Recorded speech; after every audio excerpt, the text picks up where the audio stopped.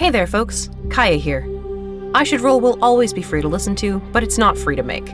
If you like what we do, please consider signing up for our Ko-fi at ko-fi.com/intergalactic improv initiative. Enjoyed the first half of the D&D one-shot led by J.D. Kelly, which came out a couple weeks ago? Well, signing up to be a stellar streamer through our Ko-fi will get you the second half early before it comes out on the main feed. Tiers start at $3, and the link's in the show notes. I'll see you there. A podcast by the Intergalactic Improv Initiative. Ride of the Valkyrie, Episode 12, Non-Euclidean Objects and Other Ephemera. Featuring the voices of Hans Cummings, Shay Greve, Chase Hutchison, Hunter LaPaglia, J.D. Kelly, Leah Ryan, and creator, Kaya Renwick. If you can recognize illusion as illusion, it dissolves. The recognition of illusion is also its ending. Its survival depends on your mistaking it for reality. I Should Roll. Last time on Ride of the Valkyrie, the crew of the Valkyrie got into a fight with some crystal balls. The crystal balls were full of the souls of prisoners from a long-dead species who really wanted to break out of jail. One got into Bean's head, and it was a close-run thing until Tyto, Gratch, and Carver managed to get everyone to remember who they were. March 15th, 2184. Terran Universal Coordinated Calendar. Omega Nebula. Sarbaric System. Omega. The Barrows. You have just wrapped the 5 remaining Ezo orbs containing the souls of whatever these creatures were into Bean's and Carver's ponchos. And you are free to go. You all remember who you are. Nobody died. Gratch is Gratch. Gratch is Gratch. Thanks to Gratch, Cash is now Cash. You're welcome, buddy. And you too, Zin. And Cash wetly slaps Zin on the hump. It's like slapping a bowl of Jell-O. Yeah. Yeah, it is. What's all that movement back there? If I know one thing about Zin, he's kicked. I don't know if you remember this, Cash, but Zim was on you like a backpack for a minute there. It was kind of weird looking, but it was kind of funny. That's a good question. How much of from Cash, Bean, and Carver, how much do we remember of what was happening physically around us whilst our personalities were kind of put into secondary and something else was taking over? You do remember what happened. At the time, you didn't remember who you were. And so there is sort of a little bit of cognitive dissonance going on as you now sort of reprocess those memories. But you do remember what happened. It is a little different for Bean. Bean, there are a few minutes where you don't remember what was going on. So you remember what happened while you forgot who you were. But as soon as Nasir took over, you don't really remember. You might get a flash here and there because your consciousness was not taken out of your mind, but it was subsumed by another consciousness. So you might get a couple of flashes of things that happened. But yeah, you remember what happened until Nasir took over, and then you remember Carver on top of you, shaking you, and, saying, "You slapped the keeper on the ass. I threw up. Your name is Bean."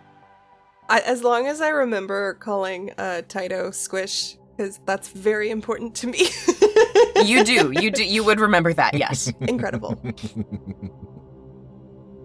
Take the utmost care with the minds of the Enkindlers. We cannot afford to break another one. That would be tragic. I'm not sure that these were Enkindlers per se. They were mining, as in with pickaxes and whatnot. Surely the Enkindlers used some form of manual labor to build their civilization. I guess. We don't know that they're not Enkindlers. Gratch is confused. Are you saying that the orbs are Enkindlers gods? Perhaps. Gratch thinks they seem like puny gods. I really thought that you were an Enkindler, so I'm just starting to realize I don't know what an Enkindler is. I thought... Oh, Gratch can help. So Enkindlers give dreams, like the lady at the museum that dreamed about the artifact being stolen, and Zen really likes the Enkindlers sometimes, but sometimes he's skeptical about the Kindlers, and apparently Enkindlers are these little orbs, and we captured them, and that's gotta be worth a lot of money. Got it. I fully understand now. Thank you. You're welcome. This one does not think you do understand, but this one does not wish to go into a seminary-level dissertation about the Enkindlers at this particular time. This is not the venue for that. Well, I mean, there's dead bodies, so we could have a cemetery. But if I wanted to know more, is that the Serene Blossom? Is that what that is? It is. Bean's brain is breaking. They're putting it all together. You mean I can go to a brothel and learn about God? That's crazy. You may say, oh God, oh God, oh God. Very different kind of spiritual communion. Cash says, I think this is all way above our pay grade. We need to get these things down to Morden ASAP. Agreed. Let us go visit the fast-talking scientist Solarian. Yeah, the average doctor. The scientist Solarian? Morden is the very model of one, as this one understands. Onward! Cash hoists the satchel full of orbs, including the broken orb as well. So, what's the best way down there? Walking?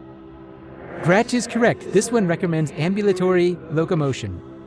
Okay, Cash, if you're the only one carrying the poncho, then I would like an athletics check for how well this goes. Are you guys taking the mine carts back once that's an option, once you're out of the barrows? Are you guys gonna, like, hire a sky car? Sky cars are fun. Are the mine carts structurally sound, or? I mean, as structurally sound as anything is on Omega? Do they go all the way to Morden?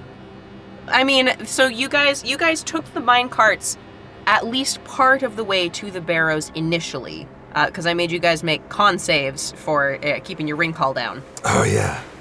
Yeah, and so presumably taking the mine carts back down the asteroid would in fact be a faster trip. It might be interesting fitting the orbs in nicely, but it's certainly possible. Okay, well, first of all, Cash rolled a 25 in athletics. Fuck. Okay, Cash is doing great. But also, what were the other... Because we said there were other methods of getting up and down the traverse of Omega. Because I think there was, like, multiple stages of elevator as well that required more walking and going through more public thoroughfares. Yep. So, Omega is a piejack warren of, ways and means of getting places. So yeah, you can thread your way through the various districts of Omega that are all linked together by elevators and dingy staircases and, back alleys that link into more back alleys. There are places where you can rent a sky car or a sky van or whatever, and that you can, like, fly around the outside of the asteroid and redock somewhere. The mine carts go to certain places, and think of a game of snakes and ladders, but, like, in at least 3 dimensions and way more twisty. Yeah. And that's Omega. So you can decide to go whichever way you want. But just keep in mind that the more people you run into, if you're hiding those things of Ezo, they're slightly less likely to try to rob you.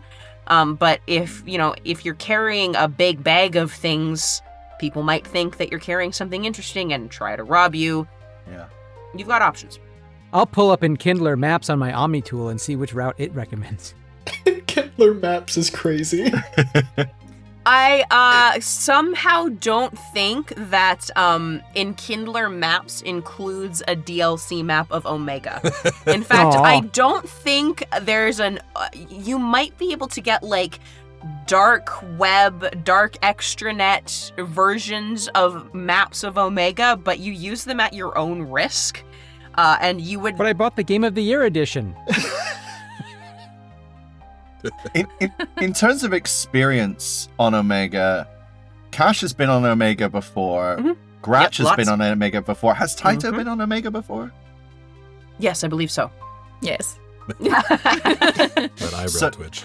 So would they like have historical knowledge that would Yeah, of allow them course. to know the best way? Yeah. Can we all? For sure. Can we roll? You for that? guys have also already done this. You haven't done it with 5 Element 0 orbs with you, but you Yeah. have already gone between the Barrows and Morden's clinic twice now. Gratch can take you down a shortcut. Uh-oh. Details, please. Cash rolled an 8 on history in terms of like alternate methods of travel, because like those orbs weren't small. We've got a sack full of 6 of them? Question mark. 5 of them. 5 of them plus the shards of the 6th. Plus the Do shard of we the sixth. still have a navigation skill? Yes. That's a good question. Yes. Well, Roll that one. It is still an 8, so I have no difference in pluses for it. So Okay. Cash is asking others for help here. Even with a -1, Gratch rolled a 17 total. Wow, I rolled a nat 1, so Woo! Tato does not know where she's going. You're not familiar with this area well enough to know if there's a better way, I think. You stuck to different districts. Cash, you're like, I don't really know a better way than the one we already took. And Gratch knows a shortcut. Gratch does know a shortcut. I will let Gratch decide what that shortcut entails in terms of methods of transportation, All right, guys. because that seems really funny to me. All right, it's very, very We're in danger. complicated. No, you're not in danger. But Cash, I'll let you keep holding the orbs because Gratch is strongest, but you need the confidence boost right now, so you can carry them. But all right, we're gonna go out the cave, right? And we're gonna go to the terminal, and then we're gonna rent a flying car. And then we get in a flying car, and the flying car takes us to the fast-talking doctor that Gratch has a bone to pick with. Shortcut. So the shortcut is just going and buying a sky car. It's doing Oh it. my god, I love you, Gratch. I mean, technically, it is a shortcut.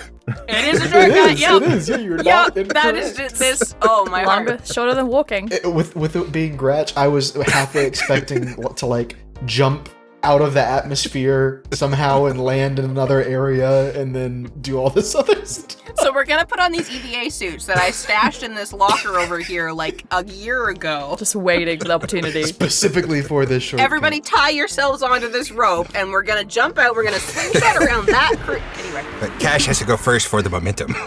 We're gonna saddle up a herd of Elcor and ride the Elcor through the. The Elcor stampedes, they happen like twice a day. Yeah. You can time your clock by them, yeah. So you guys, you're having this conversation as you're trudging through the barrows. And Cash, you know, you've got the ponchos probably over your hump or whatever. Yep. And Gratch happily proclaims that he has a shortcut and brings you to the equivalent of the Enterprise rent-a-car. You grab a car and you fly away. And you reach Morden's clinic in record time. It probably takes you about 20 minutes flight to get there. Shortcut. Gratch, what model of Skycar did you rent? How many seats? How many are there of us? There's 1, 2. Let's just roll for it. Sure. 7. Gratch in a 7-seat car. Woo! Okay. Perfect. No one's sitting on my lap. All right, you guys cruise in comfort down to the district where Morden's clinic is located. And it is quiet still. Nothing much has happened. You guys make it to the clinic. Spaceships, explosions, Beckenstein, hot people. Now that we have your attention, we would like to speak to you about your Skycar's extended warranty. We got Gozu District, Morden's Clinic. Morden is busy in the back. Hey, yo. I'm sorry. I was like involuntary. Busy in his lab in the back, working on something or other. But he pops out when he hears you guys come in and looks curiously at the large ponchoed sack over Cash's back and raises an eyebrow and says, I presume this means you were successful. Congratulations. No one dead. Further congratulations. Who's average now? He thinks about this for a second, and then he nods, and he says, average lifespan of mercenaries on Omega considerably lower than norm. No longer average. Well done. Yay! Gratch is happy. Slay. Is there one of the medical tables, slabs, that is free? Yeah. Cash is going to put the poncho on top carefully and open it up so that Morden can see the contents.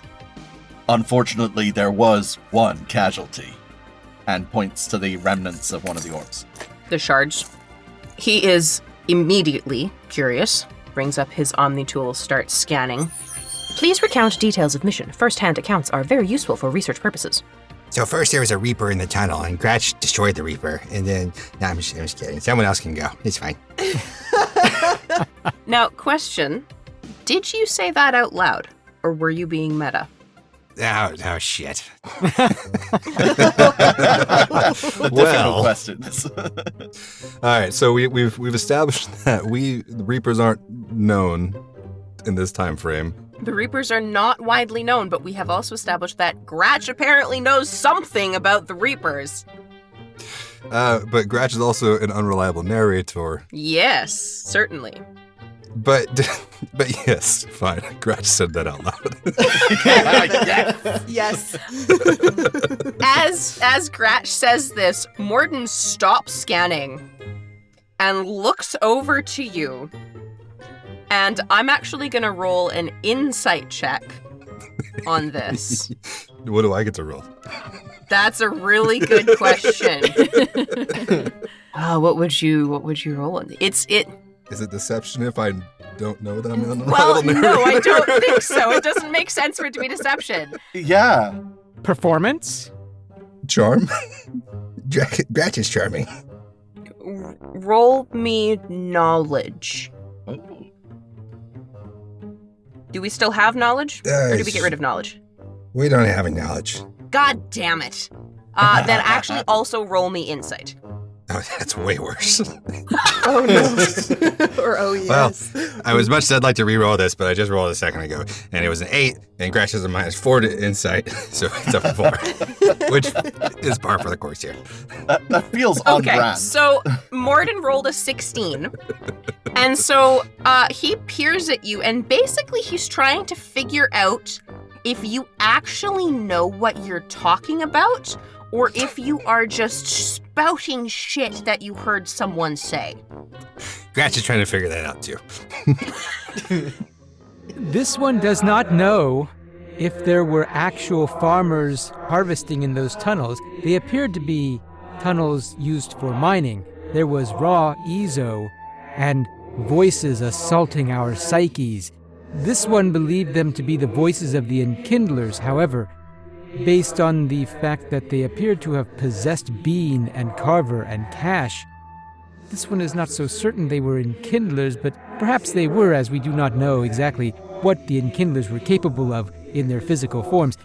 And we eventually found this chamber with these orbs, which appear to be some sort of data storage matrices, which this one believes could perhaps be storing the minds of the Enkindlers within them.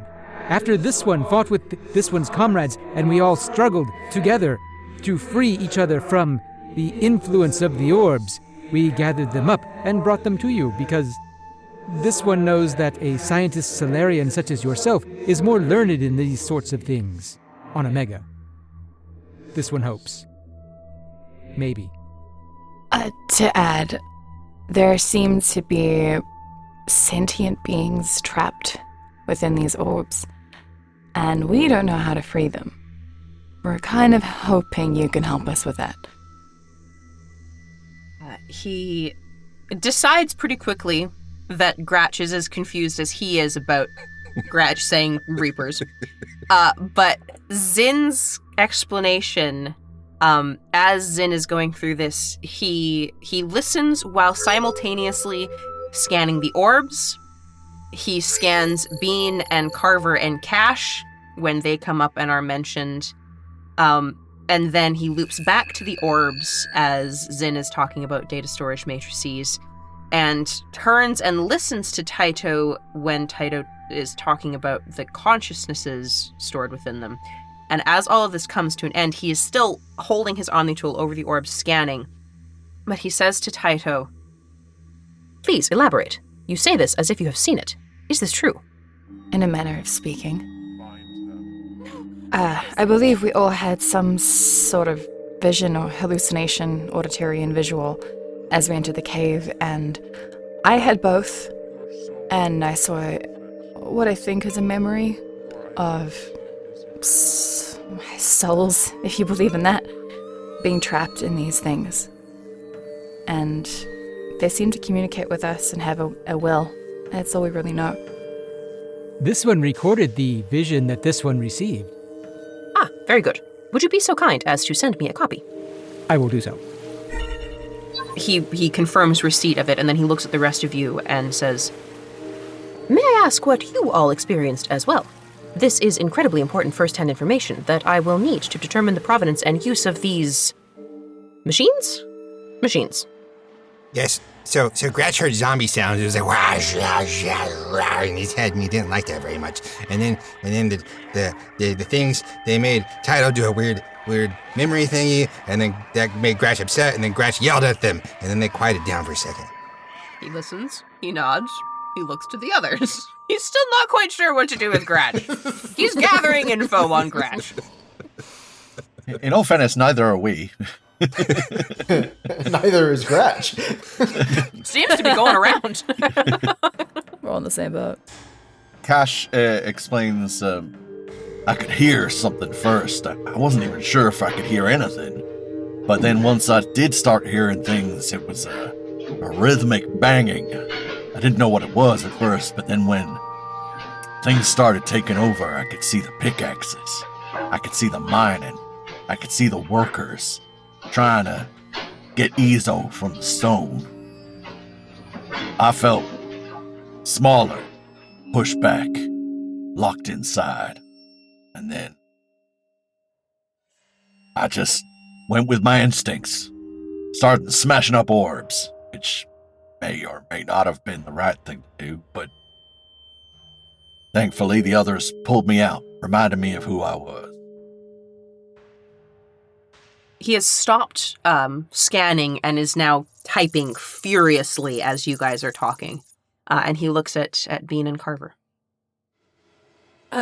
Thank you for asking. I did not like it very much at all. I didn't... They took me, and I didn't like that. I couldn't remember who I was or who my friends were, and I called them different names, and then I was just gone for a bit, and that's quite disorienting. If you ask me, I found it very off-putting. I would not recommend to a friend as an experience. I find it was bad.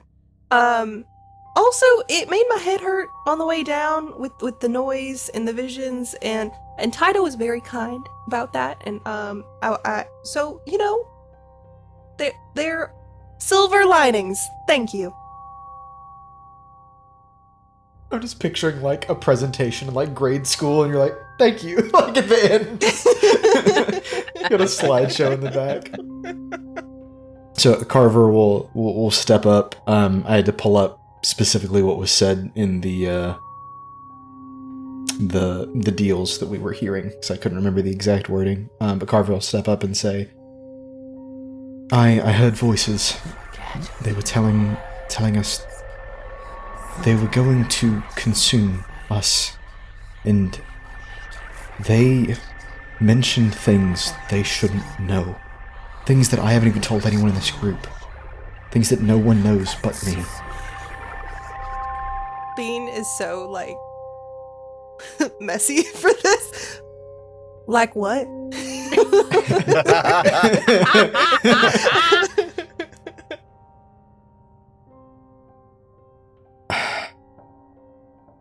Time and place, Bean. Sorry. True. Later. Anyway, bye. Carver's like, no, Kitten Whiskers. Daddy will discuss it later. Daddy will discuss it later. Morden smiles, but he does ask Carver one follow-up question, which is... Fuck. That's not it, in fact. He asks, the things that they knew, were they things that you think about frequently, or things you think about very infrequently? A bit of both, honestly. Things that come up from time to time whenever I have doubts about myself or my purpose, whatever you want to call it. He nods and then goes back to scanning the orbs, and he kind of puts things together, muttering under his breath for 30 seconds, something like that. And then turns around to all of you and says, impossible to form complete understanding of information without much more research. However, can determine the following conclusions. Artifacts are at least 200,000 galactic standard years old, meaning they are not Prothean. That hypothesis can be safely set aside. They are not of the Enkindlers? Certainly not. Prothean technology uses a significantly different crystal matrix layout. This does not match anything in their record. Can solidly confirm. Xenomondan visibly deflates. And kind of like sinks down closer to the ground and just like their tentacles like slap against the floor, and it just goes off into a corner. Carver slides over to give like a pat on the shoulder, like, you know, like it's more it's Jello okay. pats. That cracks me up. This is meta, but am I dumb? Because I mean, like, are the Protheans the Enkindlers? Yes. What the? Sorry, spoilers by being part Spoilers. of this podcast. Oh! Why did I not? The Enkindlers are the name given to the Protheans by the Hanar, who worship them as gods for having uplifted them and given them language. I was picturing like spiritual, spectral jellyfish as their gods this whole time. Perfect. Protheans the whole time. Turtles all the way down. Oh my goodness! You thought that was bad Why gas? did I not know Protheans? that? I suppose Taito would. Taito would know that. she? Yes.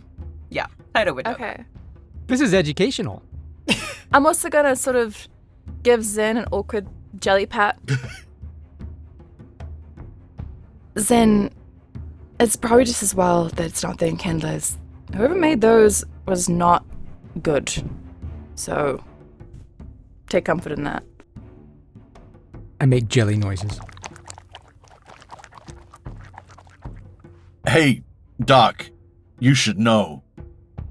People coming out of the tunnels. Some of them dead, some of them not knowing who they were anymore. They'd obviously been affected by these things to the point where it killed them. These things are dangerous. I do believe that those inside deserve to be freed or given peace of some kind, but putting these in a place where the public can get to them is potentially dangerous. Based on your report, I would assume that any sort of conductive material coming into contact with the orbs or electrical current coming into contact with the orbs would initiate an electrical current between the orb and the recipient. My hypothesis would be that keeping these orbs in a non-conductive material would greatly reduce the likelihood of any danger occurring to the public. We'll make contact with old friends to see about possibly retrieving these consciousnesses from these data matrices, and perhaps a safe resting place for them. Incredible research opportunity. Cannot thank you enough. Now, promised you information. Quite happy to say that I have been successful. However, not so certain that the information will be quite as happy for you. You may or may not know, and he says this directly to Zin again, that your place of work is, in fact, a front for a joint task force between the Illuminated Primacy and the Special Tasks Group. The Most Serene Blossom of the Mind's Dawning has been a clearinghouse and research location for Prothean artifacts for several decades now. I have, as I mentioned, had the honor of working directly with the docent on several occasions to procure and examine certain artifacts in the museum's collection. You mean the outrageous flaxseed of a brutal shark's fin is some kind of government post? Correct. Is it also a brothel? Not to my knowledge, but stranger things have happened. That's true. I have suspicions. Just it's like a gut thing. Can you investigate that? We'll forward your suspicions to the correct channels. Thank you. Can confirm that an artifact was stolen from the museum. It is a particular type of artifact which affects the people around it in unpleasant ways. Do you mean like a weapon? Does it smell bad? Ew. To put it in terms which might make more sense to you, it is more like it sounds bad. Would venture that it works in a similar fashion to the orbs you discovered here, except it does not appear to have consciousnesses trapped within them. Not certain why, but being around these artifacts for any great length of time without significant security measures in place results in serious to total neural decay of all subjects within 1 year. So why would someone steal something like that? Because I feel like if I found out that something like that existed and they told me that it would lead to neural decay, I would get as far away from it as possible. I would not bring it with me, or like, why would somebody want something like that? Various reports detailing investigations into similar artifacts have shown that before neural decay occurs, very common for subjects to engage in delusional thinking. Subjects believe that the artifacts will lead them to troves of information or caches of weapons. Subjects believe they must follow the cues from these artifacts to dig up further useful technology. Research shows that these delusions do not result in any revelations. Unfortunately, by the time subjects understand that, they are already too far gone. Sounds more like a booby trap. Would tend to agree with you. Can I just ask, meta-wise, I think the only person who saw it clearly was Taito, of when the souls were put into the orbs. Yep. Was there a clear vision of what the orb looked like before that happened? Could we then know whether this device that has been stolen is something used to make that happen? Or am I like, is this too much of a stretch of information? I think based on what Morden's telling you, I don't think it would be a too big of a jump for Cash, because he's basically just said the artifact that was stolen kind of does the same thing as this, but not quite with the same results. And so that makes sense to me. Whether Taito would make that jump, I think would require an insight check on her part. On it, boss.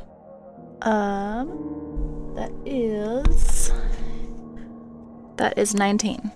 Okay. I would say that it definitely occurs to you that there are some parallels here. Yeah, so I'll let you ask of Morden whatever you want to ask, but I would say that those parallels probably do occur to you. Dr. Solus, these artifacts, are they also by any chance made of raw Ezo? Like the ones we've just delivered to you? Artifacts I have had the privilege of interacting with do not appear to be made of the same material. In fact, we do not know what they are made of. Could the one be used to create the other? Most artifacts are millions or billions of years old. I doubt it. Theoretically possible, however. Therefore, I will place the appropriate security measures around these particular orbs. I suspect they were created by a different race of beings for a far more mundane purpose. Using Ezo for mundane purposes? Ezo used for mundane purposes every day. I wouldn't call siphoning people's life force and consciousness a mundane purpose. A tool like any other. So why would Kasumi Goko want the other kind of the old orb? Doubt it was stolen by Kasumi Goto. As I said before, not her style. Unfortunately, was unable to discover who took the artifact from the Most Serene Blossom of the Mind's Dawning. You will have to investigate that elsewhere if you decide to continue tracking it down. However, since it affects those who do not place proper security precautions around it quite significantly within a year, I doubt whoever took it will be causing problems for much longer. Might be best to forget about its existence. Gretch has an idea. If the Enkindlers told us that Kasumi Goko stole the orb, we have the Enkindlers right here. Hey, Enkindlers! Why did Kasumi Goko steal the orbs? Why? And Gretch is gonna poke it. Gretch, they are not the Enkindlers. The Enkindlers are dead. They do not exist. But what? Zin. Zin just kind of sinks into the corner and just like his tentacles splayed on the ground. It's like, this one has been deceived. This one's entire post-academic career. But Gretch is confused. Welcome to post-academia, man. Cash grabs Zin and just pulls him up to the height he normally is at and says, "But that means you're exactly where you were before we got here. Nothing has changed." This one's employer is a secret agent. This one's employer are spies. Isn't that more cool? This one just wanted to... And Zin sinks back down. Maybe, when you bring this thing back, Laylee will reward you and bring you into the fold, and then you'll become like Blasto, where you'll be a super spy, and you'll have guns, and Bean just stops talking. Bean's getting into it. Bean's a Zinno fan. Forget Blasto. Yes. This one already has a gun. What this one does not have is the ability to determine when this one is being deceived. But you do have the black card, and if they've been deceiving you, then you can use it however you want, right? You could buy the things that Blasto has, and then you could be Blasto, and then we could be, well, you could be Gretch's sidekick, Blasto. This one does appreciate the wisdom of Gratch. After all, Gratch said that there was a shortcut, and there was indeed a shortcut. This one might... See? You could just worship Gretch now. Everything would be fine. This one does not believe this one will worship Gratch. However, perhaps... No, this one cannot purchase the things that Blasto has. This one has no attraction to Elcor. You can buy Elcors. Crazy. Wow. Oh, no. Hunter, you had a hand up. Oh, I was just gonna say Carver's gonna turn over to Bean and give like a thumbs up, like good try anyway, type deal. Okay. Cash is gonna turn to Morden and say, "This device that's been stolen, would it give off a signature or an energy source or something we can track if we get close enough?" Likely. Would need time to retrieve that signal for you. If you can get us a frequency and we can get close enough, we'd be able to track this thing down and preventing it from harming people. As long as it does not therefore harm you. Well, you already give us a secret to that. We just need to cover it in non-conductive material. Incorrect. Non-conductive materials shield from these orbs, not the one stolen from the museum. Oh. To contain artifacts like the one stolen from the most serene blossom of the mind's dawning requires extremely strong kinetic barriers resonating at particular frequencies. This requires very expensive matrices of element 0 in conjunction with particular mineral crystals. It is possible, but it is typically quite expensive. This one has the black card from the museum. Now you're talking. We'll work on obtaining copy of signature signal. We'll also continue to research orbs here. Would suggest that you go and tell Arya that the situation is handled. I presume you may get at least somewhat of a reward. She is, on occasion, rather stingy. Can you give us a doctor's note to prove to Arya that we completed task so Gratch can not die? He's a doctor. He chuckles and he types something up in his Omni tool, waves it around the circle, and you all get the message pop up when you're on your Omni tools. Can you add something that says Gratch is the best and Gratch is strongest and Gratch is sorry, but Gratch is still strongest? He does another little beep. A postscript shows up on Gratch's message. Does it say what Gratch asked it to say? It says that Gratch behaved admirably in the face of considerable danger and should no longer pose a threat to Arya's operations on Omega. But, okay, I might take that to mean that Gratch is strongest in Doctor Talk. Thank you. It notably does not include the word average anywhere. Oh, yeah, that makes Gratch happy. Nice. Doctor, before we go, any chance you can give us an update when you're done extracting from these orbs? Ether could be useful once it's not possessed. We'll advise when research is complete. I'll hold you to that. And just one more ask. The device we're trying to find. You said about matrices and things to hold it in place. But what about a powerful biotic? Would they be able to hold it in a field to keep it from affecting people? In theory, for a time, most organic biotics could not maintain a field of such strength for any great duration. Would need a rotating crew to maintain security for any great length of time. No, Gratch could do it. Gratch's biotics are super strong. He peers at you and then decides that this is not a conversation he wants to have. Bean, just to be like snarky, pops a little stasis on Gratch for like 3 seconds. Bean, we could have used that so many times up till now. Yeah! Right! I'm gonna get you. And then they're fully pretending. They're like, who did that? That's crazy. That's crazy. Gratch likes pranks too. Hello, Mr. Doctor. Hi. I am looking for some Quarians as well. So if you happen to hear anything about Quarians that were removed from the Citadel against their will and where they are going, I would love to know about that. And here is my ship number, and here is where you can reach me. And I just slide that information over on like a post-it instead of using my fucking Omni tool. He takes the post-it. I'm more like, you have post-its on you. Yeah, right? He takes the post-it and appreciates it for the archaic bit of ephemera that it is. However, he kind of clicks his tongue and... Altogether too common story on Omega. We'll keep an ear out. But if I sent every potential lead your way, your inbox would soon be very full. Okay. I mean, I don't get a lot of emails, so if you want to send me stuff, like, it'd actually be kind of nice. Understood. Becoming pen pals with Morden.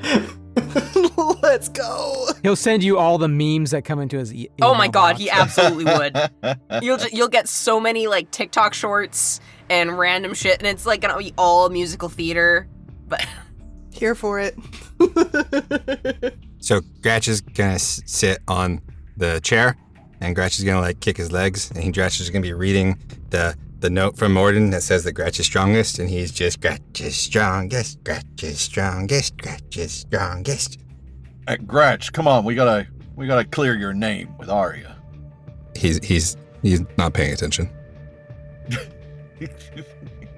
Cash is just gonna kind of try guide him by the upper arm to into standing and push him forwards back towards the sky car. Oh, okay. And Gratch is gonna mindlessly kind of walking, reading, and just Gratch is strongest, Gratch is... Can I make a personal note that while this is happening, I'm just safely extracting my ponchos? oh yes, sure, yes. Thank you. Morden, as soon as he recognizes what you're trying to do, he helps you move them off and gives you the ponchos. Amazing. I throw one back to Carver. Carver catches it, tosses it back on. Love it. Slay. I do, for visual sake, I do want to point out that Gratch is still in his Gratchin dress, which is now torn and sullied and ripped, and Gratch is still wearing the Gratchin wig, which is probably frizzy and from the electric shock and the tackling and the headbutting, and he probably looks like Weird Barbie a little bit. just so everyone's got that visual locked in. Just getting that, yeah, set the scene, yeah, for sure. As you guys leave the clinic, and I presume are headed back to your sky car, Cash, you get a ping on your Omni tool. Sweet. Once Gratch seems to be like walking on their own energy, he's gonna hang back a little bit and check what the message. It is a short and sweet message from Cypher, and all it says is, "I've got the goods. Come when you can." It's a sweet message? That didn't sound very sweet, I'm not gonna lie. For Cypher, I mean, it's not actively angry. It's just because it was the Russian accent. She signs it with a 0. Cool. Cash is gonna sidle up to Bean and say, "Hey Bean, you said you were looking for some lost Quarians?" Yeah, yeah, it happened before I met you. It's kind of a long story, but if you hear anything... Well, I gotta pick up some stuff from Cypher, and if anybody's gonna know about lost Quarians, they probably have some news of that kind of thing, or at least be able to take whatever you know and apply it to a filter to see what's relevant, what's not. I thought about bringing it up last time, but we were busy with this, and then I didn't want to interrupt, and then... So yeah, I think when we see them, I should ask about it, because I really don't know much. I think I have, like, a location, but it's not somewhere I've been, and that's not a lot to really go off of. And I, Leah, don't remember the location name, so that's why I've not been saying it. Beckenstein. Thank you. It's Beckenstein. Yeah, so Beckhamstein, I don't know if you've been there. I've never heard of it or seen it on a map or anything, so but I felt like Omega is like the place where people find things. I don't know, I've heard that. Can we roll like history to see if we know about Beckenstein? Oh yeah, absolutely. Yeah. You got a 9. Okay. You recognize the name. You know it's a planet. You know it's in the Serpent Nebula, in not the Widow system where the Citadel is, but in another system in the Serpent Nebula, the name of which I can't remember off the top of my head, of course. And that's about all you know about it. You know where it is. I rolled a 23 on history. Bam. Okay. Just dropping that in. All right, Let's go. you, Zin, I feel like you're sort of floating, you're hanging back from, like, Taito and Carver and Gratch, because Cash hung back, and then caught up to Bean, so I feel like you're sort of midway between the groups. Yeah, just kind of dragging along the ground. Yeah, exactly. You don't even care that the ground tastes like shit anymore. Yeah. You know, existential crisis upon existential crisis today, so... Yeah, you know plenty about Beckenstein. It is known as the Human's Ilium. Boltzmann system, that's what it is. It is largely ruled by corporate interests. It is lawless in the way that Ilium is lawless, which basically means if you pay enough money, you can get away with just about anything. It's a relatively new colony world, all things considered.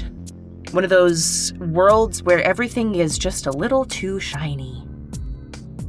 Meta level, that is the planet that you go to for Kasumi's loyalty mission.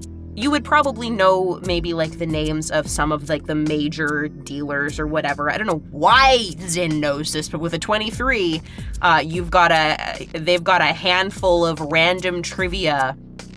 Maybe they did a paper on it in seminary or something. Don't know why the fuck they would, but It might be that some of the artifacts have come from that world for the museum. Or it's back from your engineering days. This one spent a lot of time reading Trivial Pursuit cards. 6 of one, half a dozen of the other. Yeah. I feel like you would probably have heard of it most during your engineering days because that's when like humans do that's where like all the high end engineering of industrial goods would take place. So, and Trivial Pursuit cards, which are laminated so you can play with them underwater. So yes, that is what you know. I don't know if you want to say anything to them, but you do know what Beckenstein is. Beckenstein is like Ilium, but not as good because there are fewer Asari. Have you been there? This one has not. This one has only been to Kage, Ilium, and the Citadel and Omega. So what do you know about Beckenstein? It is like Ilium, but not as good because there are fewer Asari. And they did not have GalaxyCon there. Therefore, this one did not go to Beckenstein. Fair enough. Well, we can ask Cypher when we see him. Okay. Cypher's place would actually sort of be on the way if you wanted to pop in there first before you went to Afterlife. Cash feels like the priority is checking in with Arya. Because it's, if we're delayed going to Arya, that could send the wrong message to Arya, But Cash does send a message back. Message received. I owe you one. I'll be there as soon as I can. And makes a mental note to ask the group if we can go there once we've dealt with Arya.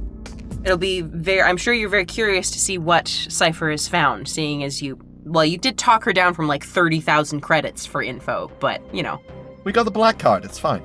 Exactly.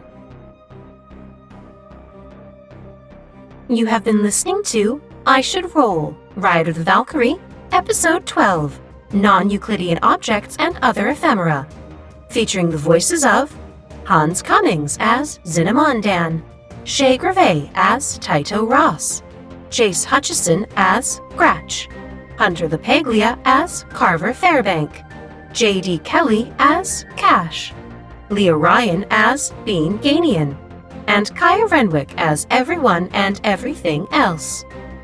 Music and sound effects are used under Creative Commons or royalty-free licenses. For the extended credits, please see the show notes, and for more information, please visit ishouldroll.com. Find us everywhere on social media at ishouldroll, and don't forget to leave us a review. I Should Roll is an intergalactic improv initiative production. This fan podcast is a transformative work and is not affiliated with Electronic Arts or BioWare. Thank you for listening. Have a pleasant day.